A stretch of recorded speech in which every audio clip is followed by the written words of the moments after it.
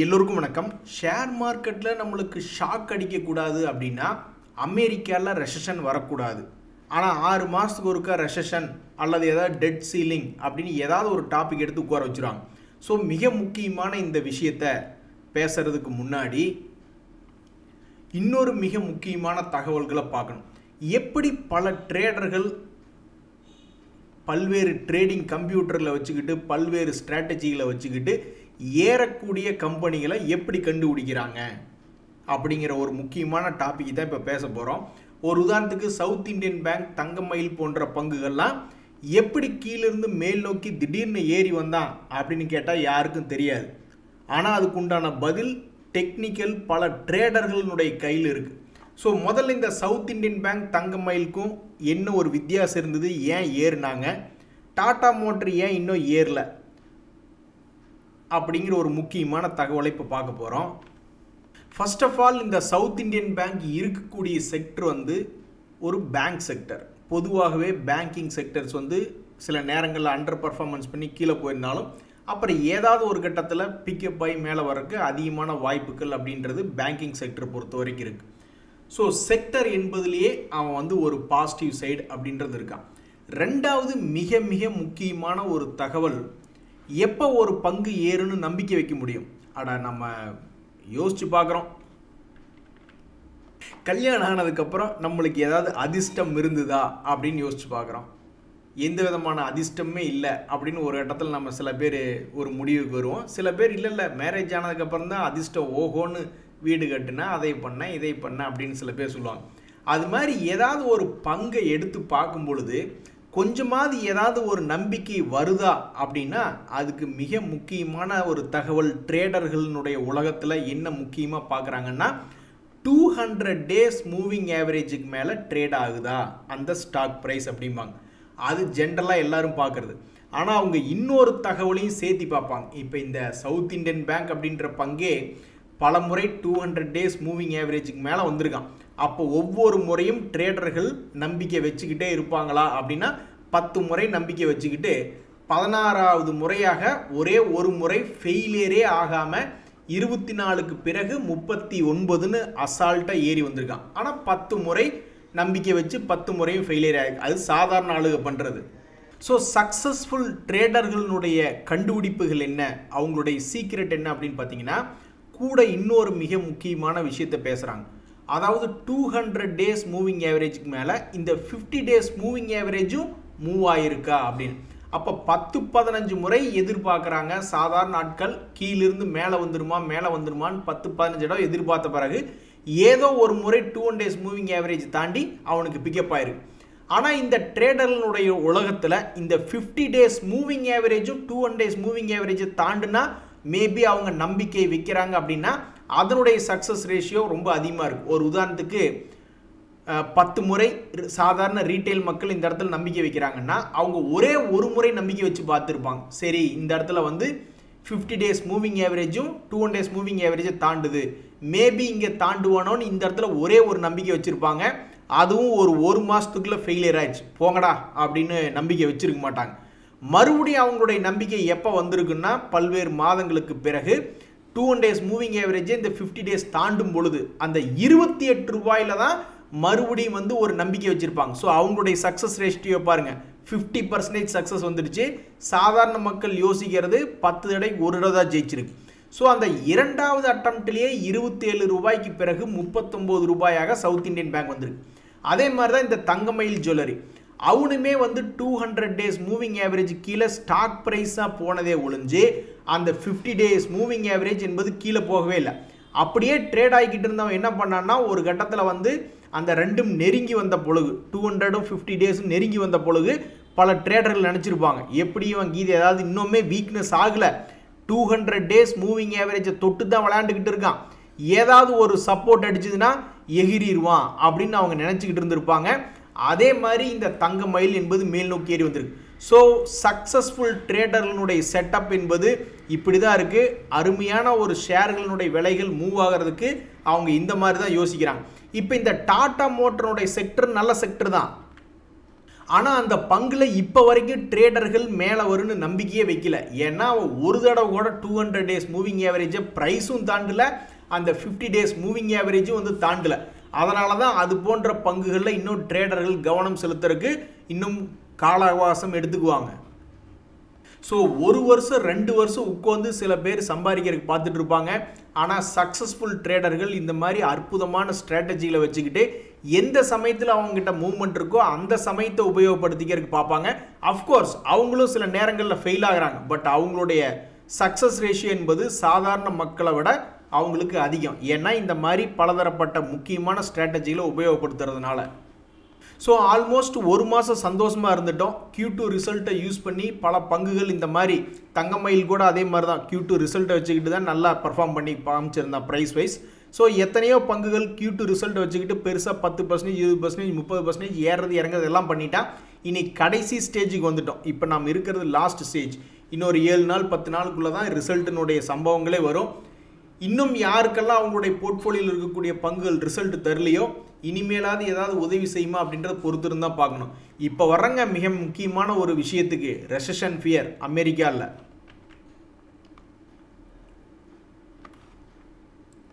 இந்த கோளாறு பிடிச்சவன் தான் இந்த அமெரிக்காவினுடைய ஸ்டாக் மார்க்கெட். அது எப்பெல்லாம் இறங்குதோ அவன் மட்டும் இறங்காமல் உலகத்தில் இருக்கக்கூடிய பல இண்டெக்ஸ்களை பல ஷேர் மார்க்கெட்டுகளையும் சேர்த்து இறக்கி விட்டுரும். இப்போ ஒரு மிக முக்கியமான தகவல் என்ன, இந்த அமெரிக்காவின் டவ் ஜோன் இண்டெக்ஸும் நம்மளோட இண்டெக்ஸும் கூட்டணி கட்சி தலைவர்கள் மாதிரி ஒரே மாதிரி தான் போய்கிட்டு இருப்பாங்க. இங்கே பாருங்க, சமீபத்தில் இது 50 டேஸ் மூவிங் ஆவரேஜ் என்பதை தொட்டுக்கிட்டு ஏறதா வேண்டாமான்னு யோசிச்சுட்டு இருக்கான். இவன் மட்டும் மறுபடியும் அங்கிருந்து கீழே இறங்கி 200 டேஸ் மூவிங் ஆவரேஜை தொட்டான்னா அமெரிக்காவிலையும் ரத்தம் ஓடும், நம்ம இந்திய மார்க்கெட்லேயும் வரும். ரொம்பவுமே ஆச்சரியகரமான விஷயத்தை பாருங்க. இவன் எப்படி கடந்த சில மாதங்களாக கீழே வீழ்ச்சியே அடையாமல் இந்த 50 டேஸ் மூவிங் ஆவரேஜை கீழே உடைக்காம சென்டிமெண்ட்டாக இறங்குறப்பெல்லாம் திரும்பி ஏறிக்கிட்டு இருக்கான். நம்ம நிஃப்டியுமே நீங்கள் சமீபத்தில் செக் பண்ணி பார்த்தீங்கன்னா அந்த அளவுக்கு ஸ்ட்ராங் இல்லைனாலும் நம்ம ஆளுகளும் ஓரளவுக்கு ஸ்ட்ராங்காக அவனும் சமீபத்தில் இப்போ 50 டேஸ் மூவிங் ஆவரேஜை உடைக்காமல் ட்ரேட் ஆகிட்டு இருக்கான். இனி இவன் மட்டும் இதை உடச்சி அடுத்து வரக்கூடிய வாதங்களில் இப்போ பாருங்க, 6 மாதமாக அவன் உலகத்துக்கு கெட்ட செய்தியே தெரில. ஆனால் அடுத்து வரக்கூடிய மாதங்களில் அமெரிக்காவில் தான் இப்போ ஜாப் கம்மியாகிக்கிட்டு இருக்கு அப்படின்றாங்க, அவங்களுடைய அரசாங்கமே சிக்கலில் இருக்குது அப்படின்றாங்க. இத்தனை பிரச்சனைகள் இருக்கக்கூடிய நேரத்தில் 5 மாதமாக அதை உடைக்காமல் நல்லபடியாக இருந்துட்டான். இப்போ இந்த 6வது மாதம் மட்டும் இதை உடைச்சிட்டான். இவன் கூட கூட்டணி போட்டு நம்மளும் ஆல்ரெடி 1000 பாயிண்ட் இறங்கியிருக்கு. இன்னொரு 1000 பாயிண்ட் இறங்கி 24,500ன்னு வந்துருச்சுன்னா நேராக படியூர் போக வேண்டியதுதான். துண்டுகளை டஜன் கணக்கில் வாங்கிட்டு அங்கேயே ஏதாவது ஒரு கோயிலை பார்த்து உட்காந்துக்க வேண்டியதுதான். ஸோ தற்போதைக்கு அமெரிக்காவினுடைய ரெசஷன் ஃபியர்னால மார்க்கெட் இறங்கி வந்திருக்கு. ஆனால் 4 மாதங்களாக எந்த இடத்துல இறங்கினானோ அதே இடத்துலேருந்து மார்க்கெட் திரும்பி சந்தோஷத்தை கொடுத்துருக்கு. இந்த முறையும் நீங்கள் செய்வீர்களா அப்படின்றது ஒன்று தான் இந்தியாவில் மட்டும் இல்லை, அமெரிக்காவிலையும் இதே கேள்வியாக இருக்குது. நண்பர்களே, ஒரு முக்கியமான தகவல், இந்த வீடியோனுடைய ஆரம்பத்தில் சக்ஸஸ்ஃபுல் ட்ரேடர்கள் எப்படி இந்த சவுத் இந்தியன் பேங்கையும் தங்கமயில் ஷேரையும் அப்ரோச் பண்ணியிருப்பாங்க அப்படின்ற ஒரு தகவல் ஒன்று பார்த்துக்கிட்டு இருந்தோம் 200 டேஸ் மூவிங் ஆவரேஜுக்கு மேலே. ஸோ சமீபத்தில் இந்த ஸ்டாக் மார்க்கெட்டில் ரொம்பவும் ஃபோக்கஸில் இருந்த பங்குகள் அப்படின்னு பார்த்தோம்னா, இந்த எக்ஸ்சேஞ்சுகள் வந்து பல பங்குகளை பார்த்து ஏன் உங்களுடைய பங்குகளை வந்து ப்ரைஸ் திடீர்னு அதிகமாக சிக்னிஃபிகண்ட்டாக சேஞ்ச் ஆகிருக்கு, ஏன் திடீர்னு உங்களுடைய பங்கினுடைய விலைகளில் டிரான்சாக்ஷன் நடக்கும்போது அதிகமான வால்யூம் நடந்திருக்கு, சிக்னிஃபிகண்ட் வால்யூம் அப்படின்னு பல பங்குகளுக்கு சமீபத்தில் நோட்டீஸ் விட்டு கேட்டுக்கிட்டு இருந்தாங்க. விளக்கம் அளியுங்கள், கிளாரிஃபிகேஷன் பண்ணுங்க அப்படின்ற மாதிரி. ஸோ அது எந்த தேதியில் எந்த பங்குகள் பண்ணாங்க நிறைய பண்ணிக்கிட்டு இருந்தாங்க. அதில் வந்து கரெக்டாக அந்த 200 டேஸ் மூவிங் ஆவரேஜை தாண்டுவது போலவோ அல்லது மேலே இருந்து கீழே விழுகாமல் இருப்பது போலவோ கரெக்டாக அந்த 200 டேஸ் மூவிங் ஆவரேஜ் கிட்ட, அப்படியே கூட இந்த வீடியோவின் தொடக்கத்தில் அந்த தங்கமயில் ஜுவல்லரி மற்றும் சிட்டி யூனியன் பேங்க் ஏறி வந்த விதத்தை பற்றி பேசி கொண்டிருந்தோம் இல்லையா, அது போன்ற ஒரு ட்ரேடர்களுடைய செட்டப்பில் கரெக்டாக 200 டேஸ் மூவிங் ஆவரேஜில் அந்த சிக்னிஃபிகண்ட் வால்யூமோ அல்லது சிக்னிஃபிகண்ட் ப்ரைஸோ நடந்திருக்கக்கூடிய சில பங்குகள். ஸோ இந்த அஸ்ட்ரால் அப்படின்ற பங்குல அந்த 50 டேஸ் மூவிங் ஆவரேஜ் என்பது இன்னும் அந்த 200 டேஸ் மூவிங் ஆவரேஜை தாண்டவில்லை. ஸோ அப்படி இருக்கக்கூடிய இந்த நேரத்தில் இந்த அஸ்ட்ரால் அப்படின்ற பங்கு அடுத்தடுத்த மாதங்களில் அடுத்தடுத்த வருடங்களில் இது என்ன செய்ய போகிறது அப்படின்ற ஒரு கேள்வி வருது. அதே மாதிரி கோட்டக் பேங்கை பொறுத்த வரைக்கும் அது மேலேருந்து தொடர்ந்து சரிவடைஞ்சு 200 days மூவிங் ஆவரேஜ் அப்படின்ற ஒரு இடத்துல வந்து ட்ரேட் ஆகிட்டு இருக்கு. இனி அடுத்தது இந்த பங்கு எந்த பக்கம் மூவ்மெண்ட் பண்ணும், ஒரு 200 300 எந்த பக்கம் முதல்ல போகும். அதே மாதிரி தான் கும்பா குட்டிகளிடம் சிக்கிய பங்குகள் அப்படின்ற மாதிரி இந்த குஜராத் பிபாவா போர்ட் அப்படின்ற பங்கு ரொம்ப நாளாக கீழே சரிவடைஞ்சு கிடந்துட்டு இப்போ தான் 200 days மூவிங் ஆவரேஜை இந்த 50 days மூவிங் ஆவரேஜ் என்பதை தாண்டுவதாக அதனுடைய டெக்னிக்கல் நியூஸ். ஸோ இந்த பங்கு அடுத்தடுத்த மாதங்களில் எந்த மாதிரி மூவ்மெண்ட் பண்ணும் அப்படின்னு பல ட்ரேடர்கள் தெரிஞ்சுக்கிறதுக்கு ரொம்ப சுவாரஸ்யமாக இருக்காங்க. அது மட்டும் இல்லை, இந்த சியராம் சில்க்ஸ் அப்படின்ற பங்கு அதுவும் வந்து சமீபத்தில் 200 days மூவிங் ஆவரேஜ் அப்படின்றத 50 days மூவிங் ஆவரேஜ் தாண்டி இருக்கு. ஸோ இந்த பங்கினுடைய விலை மாற்றம் எப்படி இருக்கும், மேலையா அல்லது கீழையா, யாருக்கு எதுவும் தெரியாது. ஆனால் அடுத்தடுத்த நாட்களில் எந்த பங்குகள் பெருசாக மேலேயோ கீழேயோ விழுகும் அப்படின்னு பல ட்ரேடர்கள் எதிர்பார்ப்பாங்க இல்லையா, அது போன்ற சில விஷயங்களை பற்றி தான் இப்போ நம்ம பேசிக்கிட்டு இருக்கோம். கடைசியாக இன்னொரு 3 பங்குகள். அடுத்தது லோதா டெவலப்பர்ஸ் அப்படின்ற ஒரு ரியல் எஸ்டேட் கம்பெனி. அந்த பங்கினுடைய மூவ்மெண்ட் அதே மாதிரி ஒரு 200 days மூவிங் ஆவரேஜ் கிட்ட வந்து ட்ரேட் ஆகி கொண்டிருக்கிறது மிக முக்கியமான இடத்துல. ஐடியா ஷேர் அப்படின்றதுமே வந்து 200 days மூவிங் ஆவரேஜை தாண்டி ட்ரேட் ஆகிட்டு இருக்கு. ஸோ இது போன்ற பங்குகள்லாம் வந்து மறுபடி தன்னுடைய பழைய ஹையை போய் பிடிக்கணும்னா அவன் இங்கேருந்து 10 ரூபாய்க்கு பக்கம் ஏற வேண்டியது இருக்குது ஐடியா அப்படின்ற ஷேர். அல்லது தன்னுடைய பழைய லோவை போய் பிடிக்கணும்னாலும் நீங்கள் ஏதோ சும்மா 5 ரூபா 3 ரூபா ஸ்டாக்கு நீங்கள் நினச்சிக்கிட்டு இருக்கீங்க. ஆனால் பழைய லோவை போய் பிடிக்கிற மாதிரி இருந்தாலும் அவன் 50% இறங்கணும். 10 ரூபாயிலிருந்து 5 ரூபாய்க்கு போகணும்னா என்ன அர்த்தம்? இப்போ 5% இறங்குற மாதிரி தான் அதனுடைய அர்த்தம். ஸோ மேலே பார்த்தாலும் ரொம்ப தூரம் தள்ளி இருக்குது பர்சன்டேஜ் வைஸ், கீழே பார்த்தாலும் ரொம்ப தூரம் தள்ளி இருக்குது. ரொம்ப சென்டர் பாயிண்டில் இருக்கக்கூடிய இந்த ஐடியா போன்ற பங்குகள்லையும் சமீபத்தில் எக்ஸ்சேஞ்சுகள் கேட்டிருக்காங்க, ஏன் உங்கள் கம்பெனியில் வந்து அதிகமான ட்ரேட் வால்யூம் என்பதோ அல்லது ட்ரேட் ப்ரைஸ்னுடைய சேஞ்சஸ் இருக்கோ அப்படின்ற மாதிரிலாம் சமீபத்தில் கிளாரிஃபிகேஷன் கேட்டிருந்தாங்க. ஸோ அப்படி கிளாரிஃபிகேஷன் கேட்டிருக்கும் பொழுது ஏதோ ஒரு சம்பவம் அந்த பங்குகளில் நடந்திருக்கு. கரெக்டாக அந்த 200 days மூவிங் ஆவரேஜ் பக்கத்தில் ட்ரேட் ஆகிட்டு இருக்கு. அடுத்தது என்ன செய்ய போகிறது பெரிய அளவில், இந்த ட்ரெட்ஜிங் கார்பரேஷன் ஒரு பங்கு. ஸோ இந்த பங்கும் சமீபத்தில் என்ன பண்ணியிருக்குன்னா 200 days மூவிங் ஆவரேஜ் பக்கத்தில் வந்து ஒரு வாலட்டிலிட்டி என்பது காமிச்சிக்கிட்டு இருக்கு. இது போன்ற பங்குகள்லாம் அடுத்தடுத்த நாட்களில் என்ன செய்யும், அடுத்தடுத்த மாதங்களில் என்ன ஏதோ ஒரு சிக்னிஃபிகண்ட் சேஞ்சஸ் என்பது அந்த ஸ்டாக்கினுடைய விலையிலையோ அல்லது அதனுடைய வால்யூம்லையோ நடந்திருக்கு. இனி என்ன அப்படின்றத பொறுத்து இருந்து தான் பார்க்கணும்.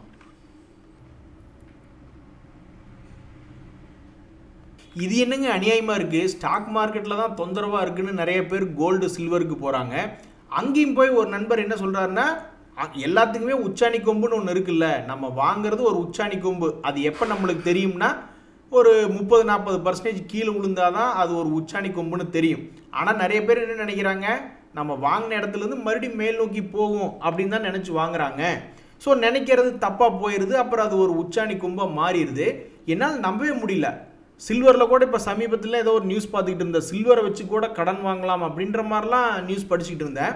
ஒரு நண்பர் என்ன சொல்கிறாரு, சமீபத்தில் நான் சில்வர் ETF-ல 4 லட்ச ரூபா போட்டேங்க, 35% லாஸ், என் வாழ்க்கையிலேயே இதுதாங்க பெரிய லாஸ் அப்படின்றாப்புல.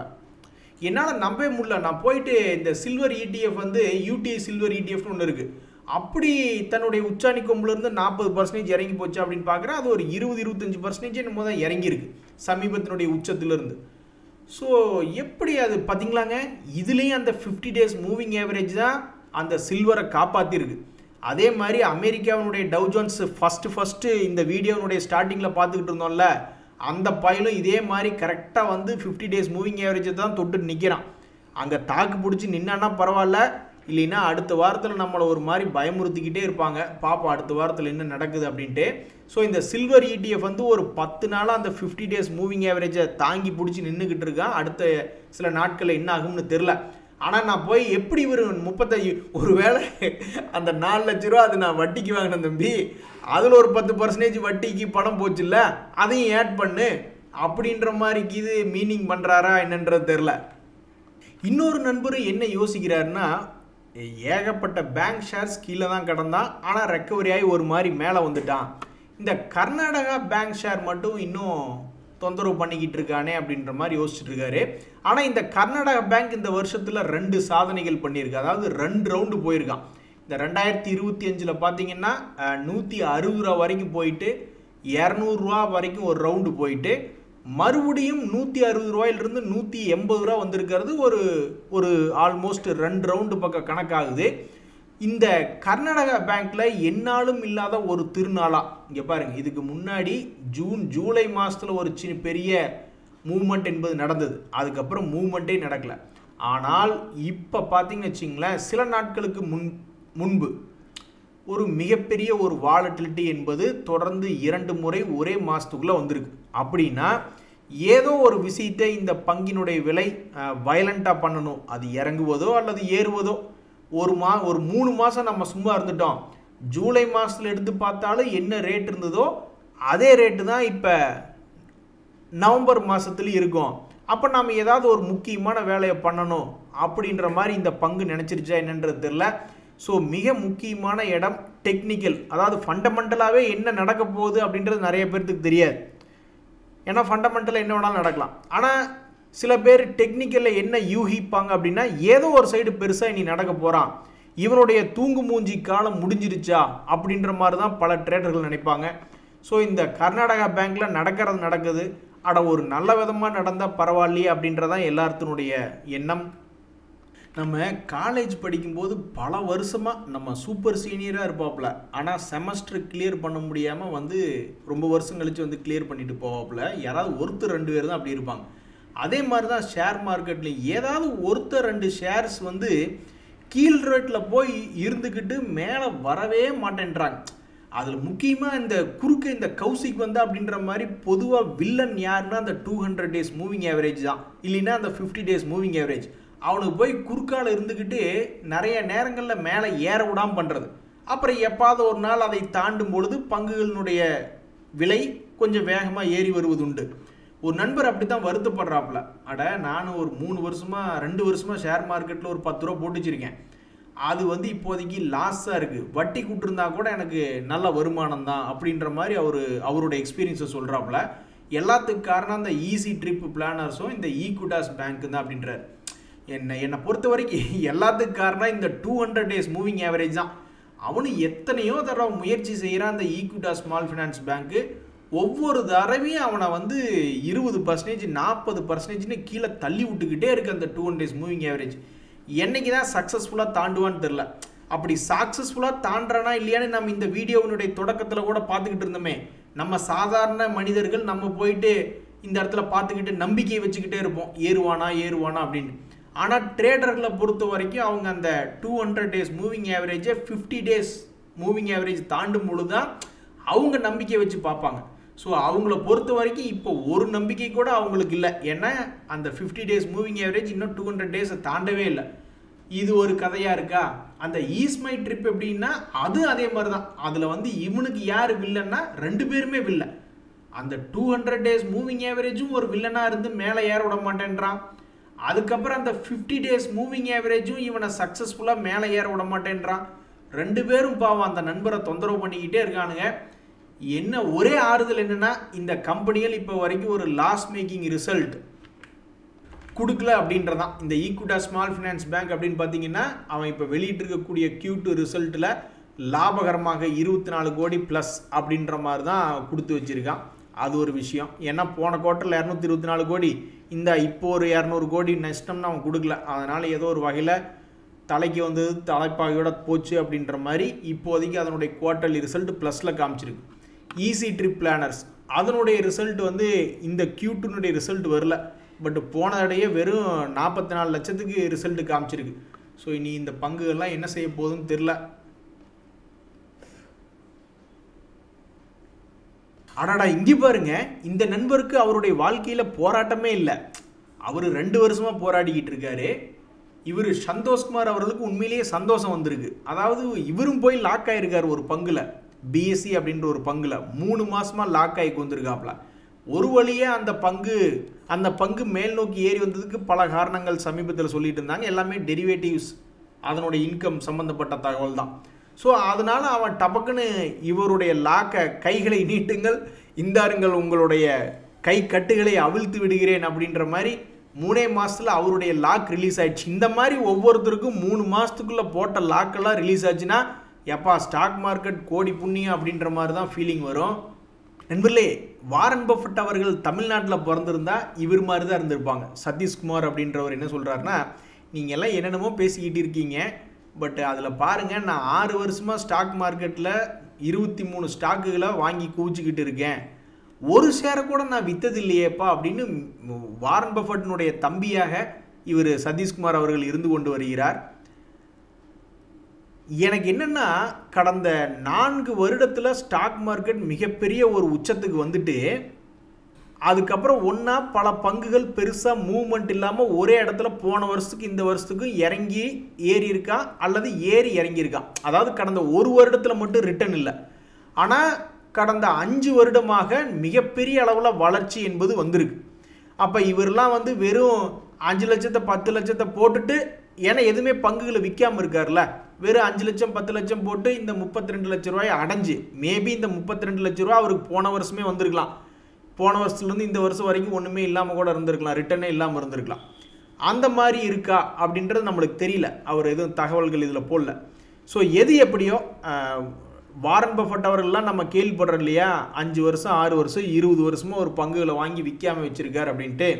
ஸோ அந்த மாதிரியான நேரத்தில் நம்ம கூட்டத்தில் யாராவது ஒருத்தர் இருக்காங்களா அப்படின்னா, இங்கே பாருங்கள் இருக்கிறாங்க அப்படின்ற மாதிரி 6 வருஷமாக ஒரு நண்பர் போர்ட்ஃபோலியோ பில்ட் பண்ணிக்கிட்டு இருக்கார். இப்போ வரைக்கும் எந்த பங்குலையும் விற்கல அப்படின்றது ரொம்ப ஒரு சுவாரஸ்யமான இன்ஸ்பிரேஷனான தகவலாக இருக்குது. நண்பர்களே, 2-3 நாளாக பல நல்ல செய்திகள் வந்துட்டு இருக்கு. இன்னொரு நண்பருமே என்ன சொல்கிறாருன்னா, ஸ்டாக் மார்க்கெட்டில் நான் சம்பாதிச்சேன், உருப்படியான ஒரு வேலை என்னென்னா அதுலேருந்து ஒரு 50,000 ரூபா வெளியெடுத்து என்னுடைய கண் மருத்துவத்துக்கு கண் சிகிச்சைக்கு உபயோகப்படுத்திக்கிட்டேன், இதுதான் என்னுடைய பெஸ்ட் மூவ்மெண்ட் பிரதர் அப்படின்ற மாதிரி போட்டிருக்காப்புல.